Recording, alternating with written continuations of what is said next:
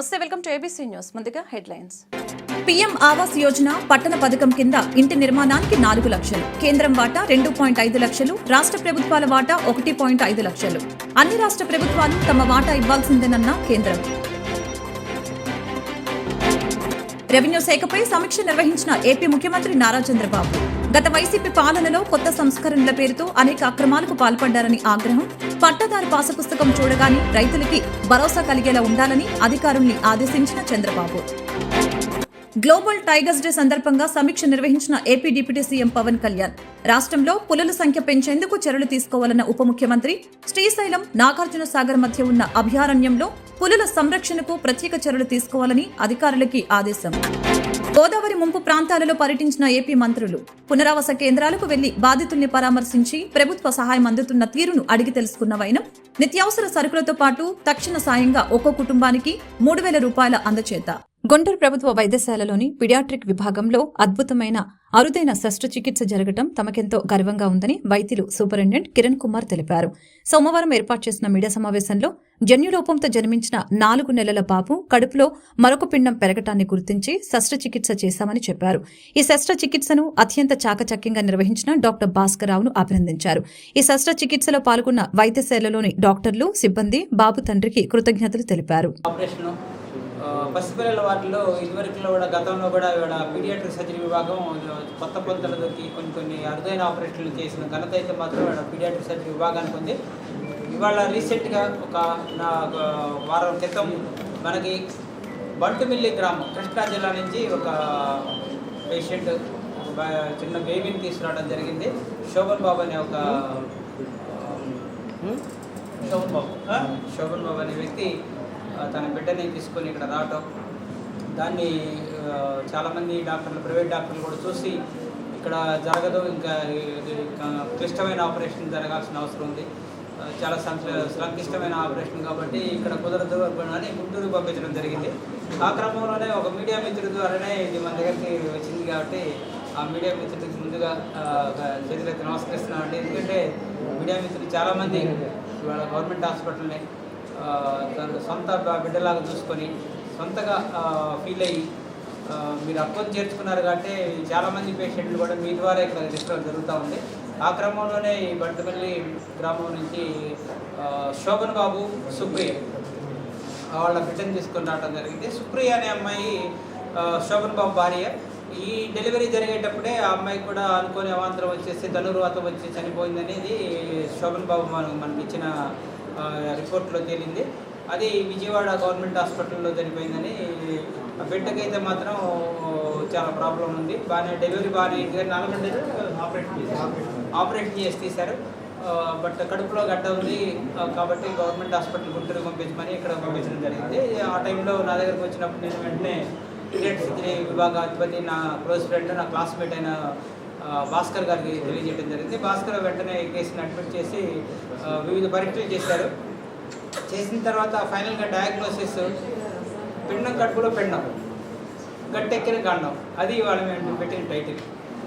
పిండం కడుపులో పిండం ఉండటం, ఆ పిండం కూడా కడుపు లోపల పెద్ద రక్తనాళం దగ్గర ఉండిపోయి అది ఇబ్బంది పెడుతూ అది ఉండటంతో ఒక గడ్డలాగా అది సిటీ.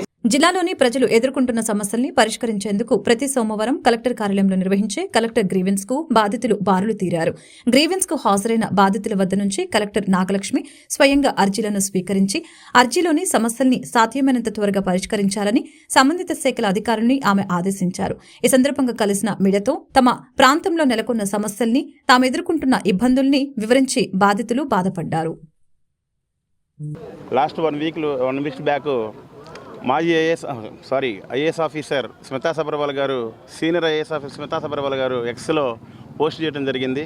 సబ్జెక్ట్ ఏంటంటే దివ్యాంగులు సివిల్స్లో దేనికి పనికిరారు అని చెప్పి ఆమె ఎక్స్లో పోస్ట్ చేయడం జరిగింది.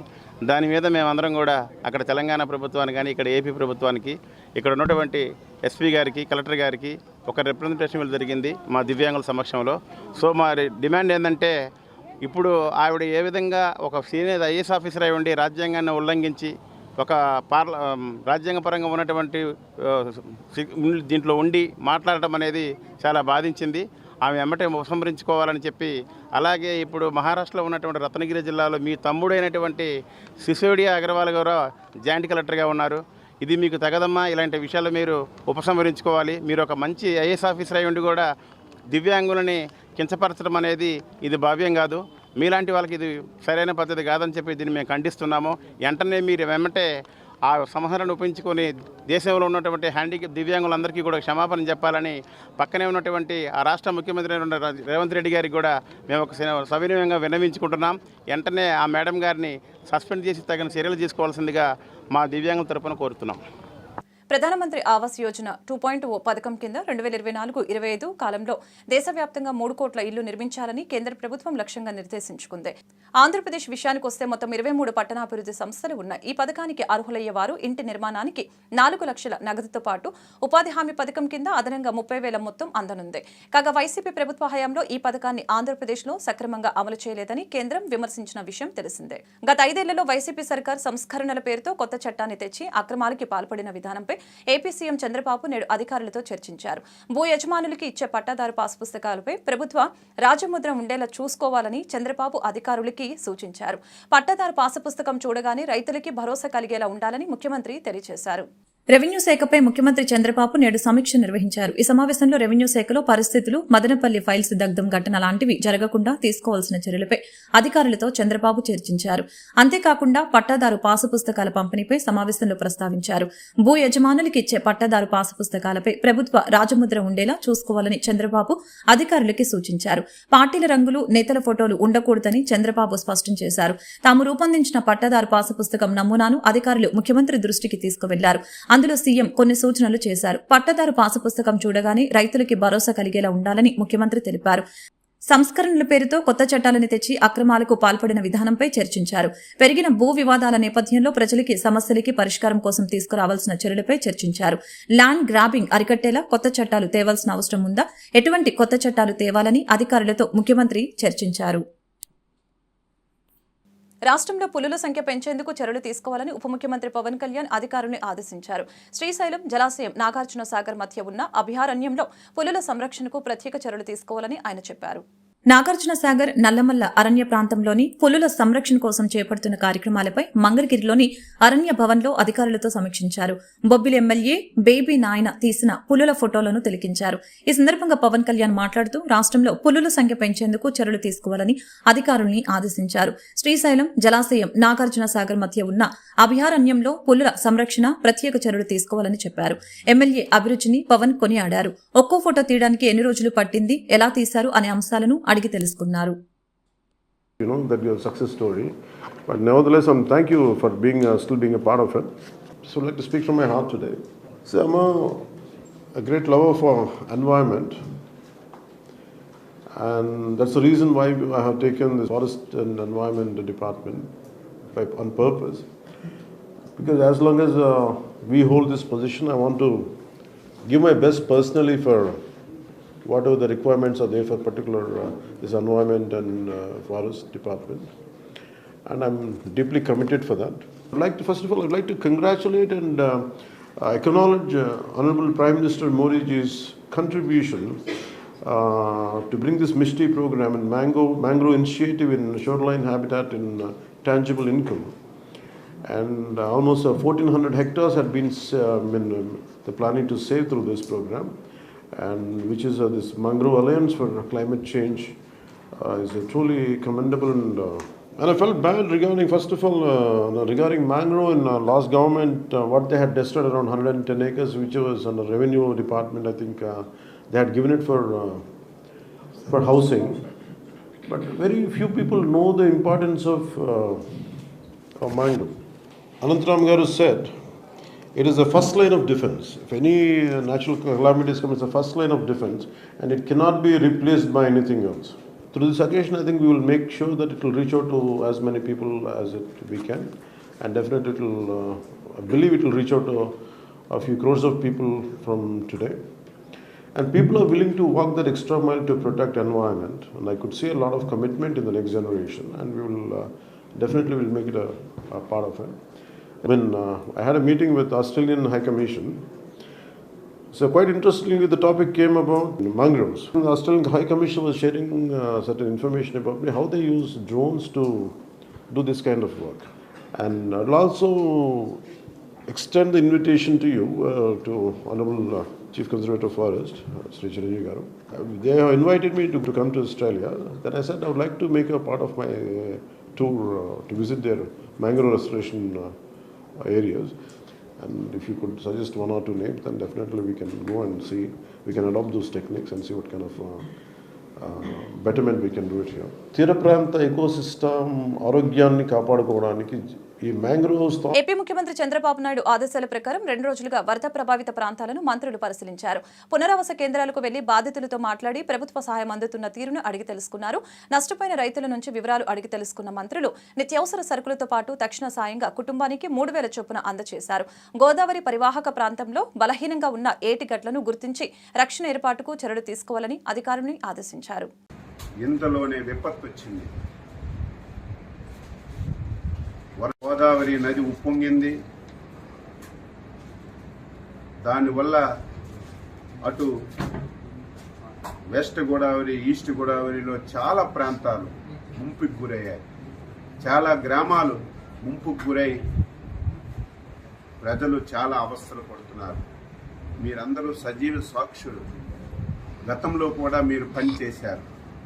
గత 5 సంవత్సరాలు ఎప్పుడైనా ఒక విపత్తు వస్తే, ఎప్పుడైనా వరదలు వస్తే ముఖ్యమంత్రి ఎప్పుడైనా సరే రివ్యూ తీసుకొని అధికార యంత్రాంగానికి అలర్ట్ చేసినటువంటి రోజు ఒక్కటైనా ఉందా? ఆ రోజు 5 సంవత్సరాల్లో ఒక మంత్రి అయినా, ఒక అధికారి అయినా గ్రామాలకు వెళ్ళి పేదవాడికి పలకరించినటువంటి దాఖలాలు ఎక్కడైనా ఉందా? మొన్న ఎప్పుడైతే భారీ వర్షాలు వస్తాయి, గోదావరి నదికి విపరీతంగా వరదొస్తుందని తెలిస్తే మా విపత్తుల శాఖ మంత్రి శ్రీమతి అనిత గారు జూమ్లో కాన్ఫరెన్స్ తీసుకొని కలెక్టర్లకు అలర్ట్ చేశారు. ఏవైతే ముంపు ప్రాంతాలున్నాయో, ముంపు మండలాలున్నాయో అధికార యంత్రాంగానికి అప్రమత్తం చేసి ఏ ఒక్క ప్రాణ నష్టం జరగకూడదు. వారందరికీ సురక్షిత ప్రాంతాలకి తరలించడమే కాదు, మీరు చూశారు గతంలో వరదొస్తే తరలించి వారికి బస్తాల్లాగా ఒక స్కూల్లోనో కొట్లోనో పెట్టేయడమే తప్ప ప్రభుత్వాలు చూడక ఆర్తనాదాలు విన్నాం. మాకు భోజనం అందడం లేదు, పిల్లలకు పాలు అందడం లేదు, సకాలంలో నీళ్లు లేవు, టాయిలెట్స్ లేవని. ఈ 5 రోజుల్లో ఎక్కడైనా ఒక వార్త వచ్చిందా? భోజనాలు పెట్టాం, పిల్లలకు పాలు ఇచ్చాం, వాటర్ ఇచ్చాం, వాళ్ళు మళ్ళీ నార్మల్గా వచ్చి ఇంటికి వెళ్లేసరికి వైసీపీ నాయకుడు పెద్దిరెడ్డి, ఆయన వారసుడు మిథున్ రెడ్డిపై టీడీపీ సీనియర్ నాయకులు మాజీ ఎమ్మెల్సీ బుద్దా వెంకన్న సంచలన వ్యాఖ్యలు చేశారు. చిత్తూరు వీరప్పన్, పెద్దిరెడ్డి, ఆయన వారసుడు మిథున్ రెడ్డిని ఈడీ కేసులు పెట్టి వారి ఆస్తులను జప్తు చేయాలని డిమాండ్ చేశారు. పెద్దిరెడ్డి అండ్ కో అరాచకాలు అన్ని ఇన్ని కాదని వ్యాఖ్యానించారు. సోమవారం మాజీ ఎమ్మెల్సీ టీడీపీ నాయకులు బుద్దా వెంకన్న తన కార్యాలయంలో మీడియాతో మాట్లాడారు.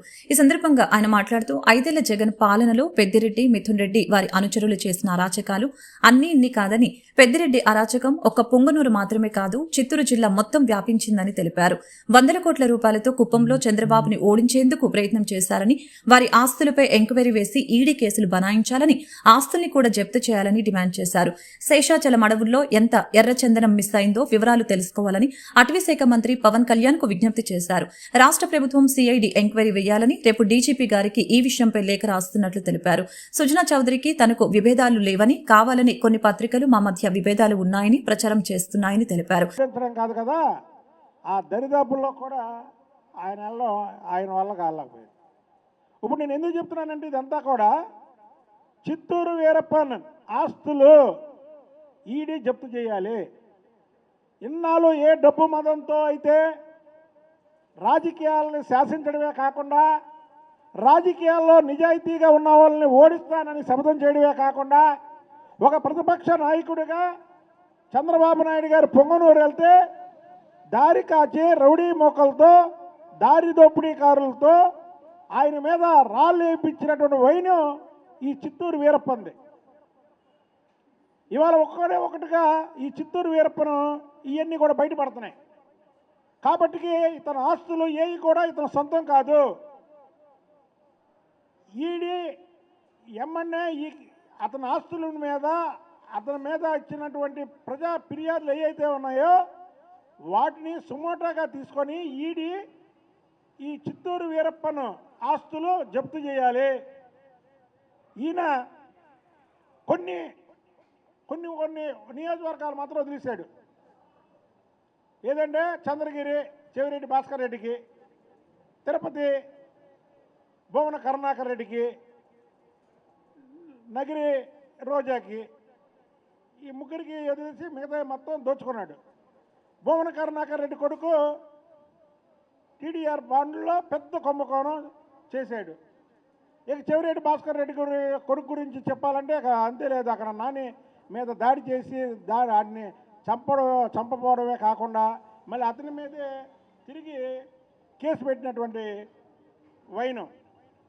అలాంటి వ్యక్తులు ఇవాళ రాజకీయాలకి పనికిరారు. ఈ చిత్తూరు వీరప్పన్ని ఆస్తులన్నీ కూడా వెంటనే జప్తు చేయాలి మేము డిమాండ్ చేయడమే కాకుండా, మిథున్ రెడ్డి ఆస్తులు వీళ్ళు ఎర్రచందనం స్మగ్లింగ్ నుంచి ఇప్పుడు పవన్ కళ్యాణ్ గారు ఫారెస్ట్ మినిస్టర్, ఆయన ఒక్కసారి ఆయన కూడా అప్పీల్ చేసుకుంటున్నా. 2019 వంగవీటి మోహనరంగ జననం మరణం ఒక చరిత్ర అని విజయవాడ సెంట్రల్ ఎమ్మెల్యే బోండా ఉమా వ్యాఖ్యానించారు. పేద వర్గాల పెనిది, బడుగు బలహీన వర్గాల ఆశాజ్యోతిగా ఆయన నిలిచారని, ఎమ్మెల్యేగా ఆయన నగరానికి చేసిన సేవలు మరవలేనివని కొనియాడారు. విజయవాడ సెంట్రల్ నియోజకవర్గం 62 డివిజన్లోని పాయకాపురంలో వంగవీటి మోహనరంగ కమ్యూనిటీ భవనాన్ని బోండా ఉమా ప్రారంభించారు. ఈ సందర్భంగా కమ్యూనిటీ హాల్, కళ్యాణ మండపం ప్రాంగణంలో మొక్కలు నాటి నూతన భవనానికి సంబంధించినటువంటి శిలాఫలకాన్ని ఆవిష్కరించారు. అనంతరం బోండా ఉమా మాట్లాడారు. విజయవాడ నగరంలోనే కాకుండా కోస్తా జిల్లాల నుంచి బతుకు తెరువు కోసం వచ్చిన వారికి రంగా అండగా నిలిచారని తెలిపారు. వారికి స్థలాలకు పట్టాలు ఇవ్వాలి అని పెద్ద ఎత్తున ప్రభుత్వ అధికారుల మీద ఒత్తిడి తీసుకుని వచ్చి పట్టాలు ఇప్పించారని గుర్తు చేశారు. వంగవీటి మోహనరంగాన్ని ఆదర్శంగా తీసుకుని ఆయన ఆశయాల కోసం పనిచేస్తున్నట్లు తెలిపారు. రంగా ఎప్పటికీ ప్రజల గుండెల్లో చిరస్థాయిగా ఉన్నటువంటి వ్యక్తి అని, చరిత్ర ఉన్నంతకాలం ఆయన సజీవంగా ఉంటారని తెలిపారు. కార్యక్రమంలో రాధారంగ మిత్రమండలి రాష్ట్ర అధ్యక్షులు చెన్నుపాటి శ్రీనివాస్, సెంట్రల్ నియోజకవర్గ కోఆర్డినేటర్ నవనీతం, సాంసరం తదితరులు పాల్గొన్నారు. ఈ జిల్లాలో అత్యధిక మెజార్టీతో ఈ నియోజకవర్గ ప్రజలు ఆశీర్వదించినందుకు ప్రజలకి మరొకసారి పాదాభివందనాలు కూడా. ఎప్పుడో ఒక ఎమ్మెల్యే ఎప్పుడో చేసిన ఆయన్ని ఇవాళ కూడా గుర్తుపెట్టుకొని రాష్ట్ర వ్యాప్తంగా ఆయన విగ్రహాలు, రాష్ట్ర వ్యాప్తంగా ఆయన అభిమానులు, రాష్ట్ర వ్యాప్తంగా పేద వర్గాలు ఆయన ఆరాధిస్తున్నాయంటే వంగవీటి మోహన్ రంగ గారు ఎటువంటి వ్యక్తిత్వం ఉన్నవాడో అర్థం చేసుకోవాల్సిన అవసరం ఉంది. కొన్ని విషయాలు చెప్తా, ఎందుకంటే ఆయన అనుచరులుగా ఇక్కడ ఉన్నటువంటి చెన్నుపాటి శ్రీనివాసరావు ఇప్పుడు రాష్ట్ర వంగవీటి మోహన్ రంగ రాధారంగ మిత్రమండలి అధ్యక్షుడిగా, ఇక్కడే అడప నాగేంద్ర గారు సోదరుడు, మీ అందరూ కూడా కుల మత వర్గాలకు అతీతంగా ఆయన అనుచరులుగా చేసిన వాళ్ళు. పేరుకి రంగాగారి బాంబత్ అయినా చెన్నుపాటి శ్రీను గారు ఆ రోజు కూడా అందరితో కలిసిపోయి మాలో ఒకటిగా రంగాగారి అనుచరులుగానే పనిచేశాడు తప్పితే రంగాగారి బాంబత్తుగా ఆ రోజు పనిచేసినటువంటి సందర్భాలు లేవు. ఇవాళకి రంగాగారి పేరు ఎందుకు తలుచుకుంటున్నాం ఒక్కసారి గుర్తెచ్చుకుంటే, ఇంద్రకీలాద్రిపై వేంచేసి ఉన్న శ్రీ కనకదుర్గ అమ్మవారికి ఆలయ ఇంజనీరింగ్ విభాగం వారు ఆషాఢ సారను అత్యంత భక్తి శ్రద్ధలతో సమర్పించారు. ఆలయ సాంప్రదాయం ప్రకారం ప్రతి సంవత్సరం వలె ఈ సంవత్సరం కూడా ఆషాఢ సారను సమర్పించినట్లు వారు తెలిపారు. ఆషాఢ మాసం సందర్భంగా దేవస్థానం నందు ఆలయ ఇంజనీరింగ్ విభాగం వారు ప్రతి సంవత్సరం వలె శ్రీ అమ్మవారికి పవిత్ర సార సమర్పించే కార్యక్రమంలో భాగంగా ఈ రోజు ఆలయ ఇంజనీరింగ్ విభాగం వారి ఆహ్వానం మేరకు డిప్యూటీ కలెక్టర్, ఆలయ కార్యనిర్వహణాధికారి కెఎస్ రామారావు విజయగా ఇంజనీరింగ్ విభాగం అధికారులు వీరికి స్వాగతం పలికి దుస్తాల్వతో సత్కరించారు. అనంతరం జమ్మిదొడ్డిలోని దేవతామూర్తుల వద్ద ఆలయ వైదిక సిబ్బందిచే పూజలు నిర్వహించి కార్యనిర్వహణాధికారి వారు అనంతరం మహామండపం 6వ అంతస్తునందు దేవస్థానం వారు ఏర్పాటు చేసిన అమ్మవారి ఉత్సవ విగ్రహం వద్ద ఆలయ అర్చకులు పూజలు నిర్వహించారు. అందరికీ ఆశీర్వాదం అందజేయడం జరిగింది.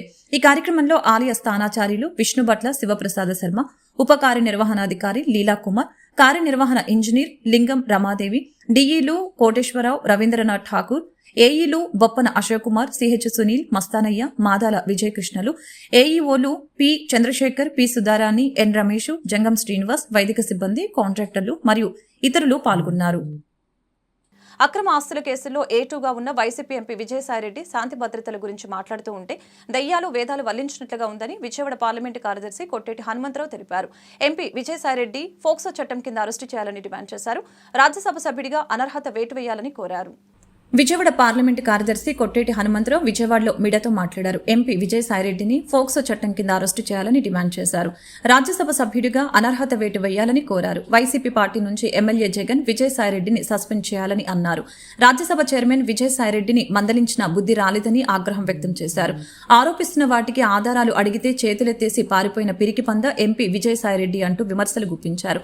ఎంపీ విజయసాయిరెడ్డి టీడీపీపై చేస్తున్న ఆరోపణలకి రాష్ట్ర ప్రజలు నవ్వుకుంటున్నారని, అక్రమ ఆస్తుల కేసుల్లో ఏటూగా ఉన్న నువ్వు శాంతి భద్రతల గురించి మాట్లాడుతూ ఉంటే దెయ్యాలు వేదాలు వల్లించినట్లుగా ఉందని హనుమంతరావు వ్యంగ్యం ప్రదర్శించారు. అందరికీ నమస్కారం. వైఎస్ఆర్ పార్టీ రాజ్యసభ సభ్యుడు విజయసాయిరెడ్డి రాష్ట్ర ప్రభుత్వం మీద, రాష్ట్ర ముఖ్యమంత్రి చంద్రబాబు నాయుడు మీద లేని పేరు తప్పుడు ప్రచారాలు అవాకులు చవాకులు పెడుతున్నాడు. విజయసాయిరెడ్డి, నీవు రాజ్యసభలో నువ్వు మాట్లాడుతున్నప్పుడు రాష్ట్రం అల్లకల్లమైపోయింది. ఈ రాష్ట్రంలో ఎమర్జెన్సీ లాగా ఉంది. రాష్ట్రంలో 36 హత్యలు, 500 భూతంత్రాలు, 1050 మంది మహిళల అత్యాచారాలు, దాదాపు 400 ఆస్తులు ధ్వంసం, 700 మంది వైఎస్ఆర్ పార్టీ కార్యకర్తలుగా నాయకుల మీద అక్రమ కేసులు పెట్టి రాష్ట్రాన్ని భయభ్రాంతులు చేస్తారని చెప్పేసి తప్పుడు మాటలు మాట్లాడుతున్నారు రాజ్యసభలో. దానికి రాజ్యసభ చైర్మన్ వెంటనే స్పందించి, నీ మాటలు వేకిగా ఉన్నాయి, నీవు గతంలో కూడా రాజ్యసభలో మెంబర్గా ఉన్నప్పుడు మరి ఆ రోజు జరిగిన రాష్ట్రంలో జరిగిన పరిణామాల మీద ఏ రోజైనా చర్చించావా? ఇవాళ రాజ్యసభలో నువ్వు ఈ సభలో మాట్లాడుతున్నప్పుడు నీ దగ్గరున్న ఆధారాలు ఏవైతే ఉన్నాయో అవి సభలో ప్రవేశపెట్టాలని చెప్పేసి ఆయన ఆదేశాలు ఇవ్వడం జరిగింది. దానికి రాజ్యసభలో విజయసాయిరెడ్డికి సమాధానం లేదు. రాజ్యసభ అనేది నీలాంటి క్రిమినల్స్ కాదని, ఒక అత్యున్నతమైన శాస్త్రమైన సభ. పార్లమెంట్లో చేసే ప్రతి బిల్లు ఏదైతే ఉందో క్షుణ్ణంగా పరిశీలించి ఆమోదించే సభ పెద్దల సభ, రాజ్యసభ. అట్లాంటి సభలో ప్రభుత్వం ఏర్పడి 40 రోజులు కూడా కాలేదు. రాష్ట్రంలో ఏదో జరిగిపోయిందని వేసి ఒక గ్లోబల్ ప్రచారాన్ని తీసుకురావాలని నువ్వు నీ నాయకుడు చేసిన ప్రయత్నాలు కొన్ని విఫలమైనవి. నిన్నటిదాకేమో హత్యా రాజకీయాలు, రాష్ట్రంలో మహిళలపై అత్యాచారాలు అంటున్నావు అని నీ అధినాయకుడు చెప్తే అది బయలుదేరేది. నువ్వు ఏకంగా రాజ్యసభలో తప్పుడు మాటలు మాట్లాడితే దానికి రాజ్యసభ చైర్మన్ నిన్ను మందలించాడు. ఇంతకంటే నీకు దౌర్భాగ్యమైన సిగ్గు పరిస్థితి ఉందని అడుగుతున్నా. విజయసాయిరెడ్డి, నువ్వు వాస్తవాలు మాట్లాడడం నేర్చుకో. నువ్వో పెద్ద తప్పుడు లెక్కగాడివి. ఈ ఆంధ్రప్రదేశ్ రాష్ట్రంలో మరి గతంలో జరిగిన శాంతి భద్రతల గురించి మాట్లాడే హక్కు నీకు ఉన్నారని అడుగుతున్నా.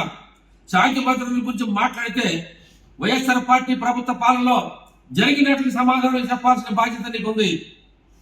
ఇవాళ రాష్ట్రంలో మరి ఎండోమెంట్ సహాయ అధికారి శాంతి విషయంలో ఇవాళ రాష్ట్ర ప్రజలందరూ కూడా చర్చ జరుగుతుంది. ఒక సాధారణమైన వ్యక్తి ఒక ఆడపిల్ల విషయంలో ఏదైనా సరే. విజయవాడలో ఎక్కడ చూసినా డ్రైనేజీ సమస్య ఎక్కువగా ఉందని తూర్పు నియోజకవర్గ ఎమ్మెల్యే గద్దె రామ్మోహన్ తెలిపారు. స్ట్రాంగ్ వాటర్ డ్రైనేజీ పనుల్ని గత ప్రభుత్వం పూర్తి చేయకపోవడం వలన వర్షపు నీరు ఎక్కడికక్కడ నిలిచిపోయి ప్రజలు ఇబ్బందులు పడే పరిస్థితి ఉందని తెలిపారు. విజయవాడ తూర్పు నియోజకవర్గం 4వ డివిజన్ వెంకటేశ్వర నగర్లో ప్రజా సమస్యలపై ఎమ్మెల్యే గద్దె రామ్మోహన్ పర్యటించారు. ఈ సందర్భంగా డ్రైనేజీ పనుల్ని పరిశీలించడంతో పాటు సమస్యల్ని అడిగి తెలుసుకున్నారు. అనంతరం మీడియాతో మాట్లాడుతూ అండర్ గ్రౌండ్ డ్రైనేజీ సమస్య ఎక్కువగా ఉందని, అందువలన ప్రజలు ఎక్కువగా ఇబ్బందులు పడుతున్నారని చెప్పారు. గత వైసీపీ ప్రభుత్వం స్ట్రాంగ్ వాటర్ డ్రైనేజీ పనుల్ని నిర్లక్ష్యం చేసిందని, కేటాయించిన నిధుల్ని కూడా పక్కదోవ పట్టించిందని ఆరోపించారు. నేడు వర్షపు నీరు రోడ్లపై నిలిచిపోవడానికి కారణం వైసీపీనే అని అన్నారు. అందుకే స్ట్రాంగ్ వాటర్ డ్రైనేజీ పనులపై ఎన్డీఏ కూటమి ప్రభుత్వం ప్రత్యేక దృష్టి సారించిందని, అవసరమైతే ఎంపీ నిధులు కూడా వెచ్చించి పనులు పూర్తి చేసేలా చర్యలు తీసుకుంటామని తెలిపారు. కార్యక్రమంలో డివిజన్ కార్పొరేటర్ జాస్తి సాంసరావు మరియు టీడీపీ నేతలు, మున్సిపల్ అధికారులు పాల్గొన్నారు.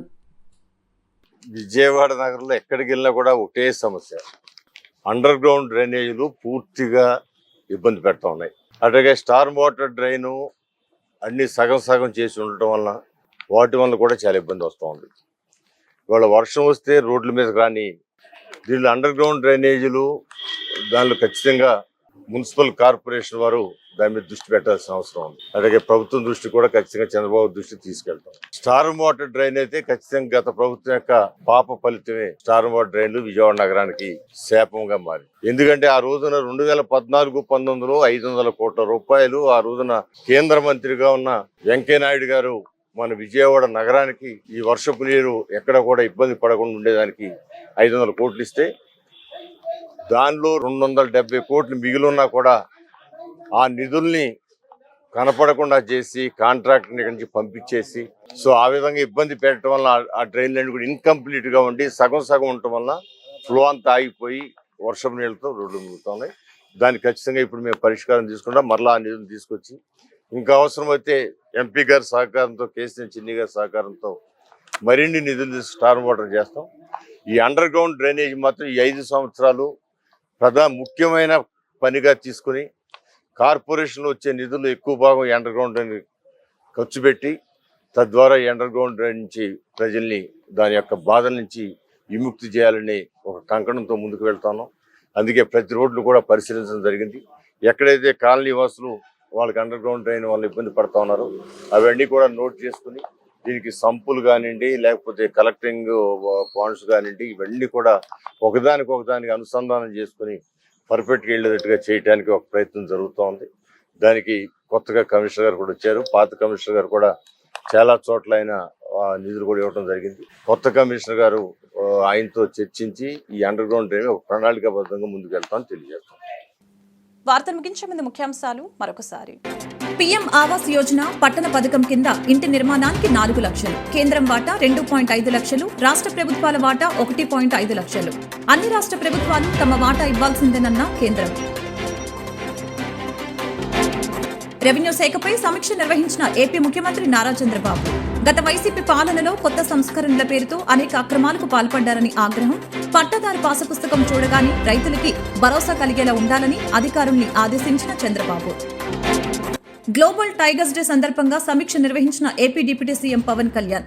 రాష్ట్రంలో పులుల సంఖ్య పెంచేందుకు చర్యలు తీసుకోవాలన్న ఉప ముఖ్యమంత్రి. శ్రీశైలం, నాగార్జున సాగర్ మధ్య ఉన్న అభయారణ్యంలో పులుల సంరక్షణకు ప్రత్యేక చర్యలు తీసుకోవాలని అధికారులకి ఆదేశం. గోదావరి ముంపు ప్రాంతాలలో పర్యటించిన ఏపీ మంత్రులు. పునరావాస కేంద్రాలకు వెళ్లి బాధితుల్ని పరామర్శించి ప్రభుత్వ సహాయం అందుతున్న తీరును అడిగి తెలుసుకున్న వైనం. నిత్యావసర సరుకులతో పాటు తక్షణ సాయంగా ఒక్కో కుటుంబానికి 3,000 రూపాయల అందచేత. ఈ వార్తలు ఇంతటితో సమాప్తం. మరొక బులెటిన్లో మళ్ళీ కలుద్దాం. నమస్కారం.